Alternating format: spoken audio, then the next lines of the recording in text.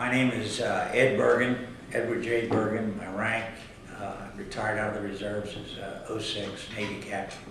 We caught a North Vietnamese trawler coming down from Hanoi in a night action during the dark of the moon when they always came in. I had been patrolling that area, knew it very, very well. Same Drink Delta November was the area. And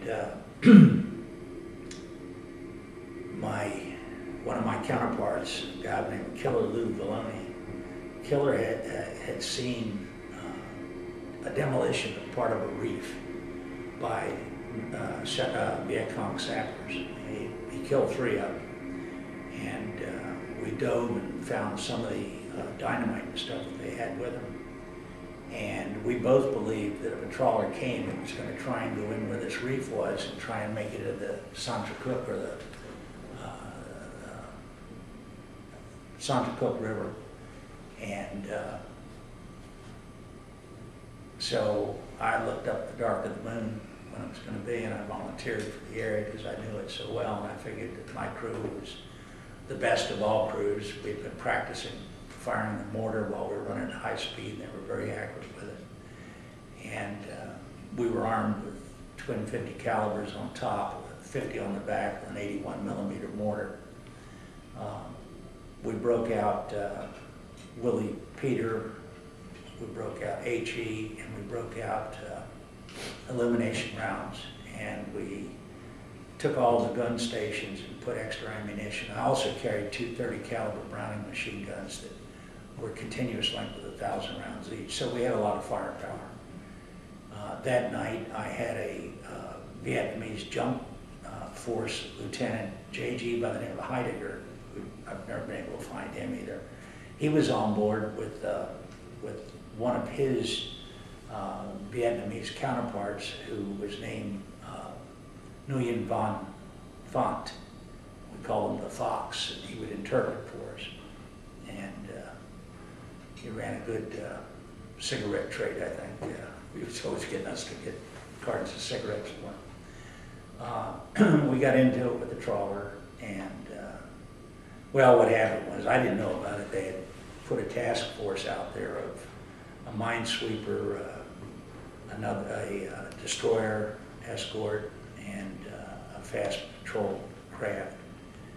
And during the night, we all of a sudden got a message. And in a swift boat, it's hard to have what they call shackle codes, and it's hard to unshackle the codes when you're bouncing around and you got a light, because they're in 4 and 5 letter increments. And you got to go to the book, and it may be 1 letter or 1 word. It takes forever. And we got this long message, and we only got part of it interpreted. And the part that we got was to take station on this trawler that was coming in. So we just ran out there and got a stern over where we were supposed to, Coast Guard cutter on one side, we on the other. And she started for the beach. We were told to challenge her. We did. She opened fire. We fired back. And then everything, the whole bubble, the picture got lost because she went behind a little Hong Kong island, and the rest of the task force headed north. I had a hunch that she was headed for the river. So I went for the river, and the Coast Guard cutter followed me. My gunner, I told him that he knew that there was going to be a gun pointed at us. So he just took the 50s and opened up on the wake, up and down the wake.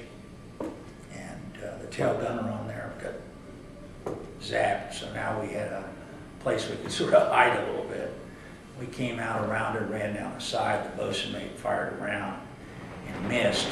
We went around. In fact, everybody was so excited, I almost could have run to the ground and saw the waves turn the boat. We came back up, got a little bit behind her for shelter from the midship 51 caliber that she carried. And as we came out from her stern, we fired a Willie Peter round right into the bridge, into the door. It was open. Went into the bridge and blew up, incinerating the guy that was shooting at us with an AK. We found him later.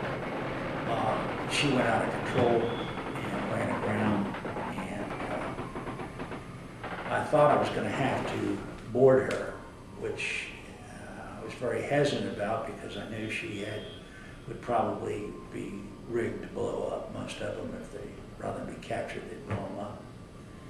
And fortunately, we were in a Korean TOAR. Koreans decided they're going to use their artillery, told us to pull back, and they sanitized the area. They sanitized the area, we had to pull back. I think everybody took a shot at the trawler then. She never did blow up. She had about 100 tons of weapons on her, and everything from AKs to B-40 rockets. I had said that I had 2 explosions close to port. And I was the only one that saw it because I was driving the boat. The rest of them were all facing the trawler. And I suspected a recoilless rifle, but I didn't know. And it made me feel good that when we boarded her the next day, we found the recoilless, and she had a ready service locker, and 3 or 4 rounds were missing. So we were very fortunate we didn't get hit. I think we survived. We sustained maybe 5 or 6 bullet holes. Nobody was hurt. She was captured. I think she's probably the only one ever captured. And she went up to Da Nang and was up there, and President Thieu, Prime Minister Key, they had a big celebration. The trawler was there for the celebration. Some great pictures of it.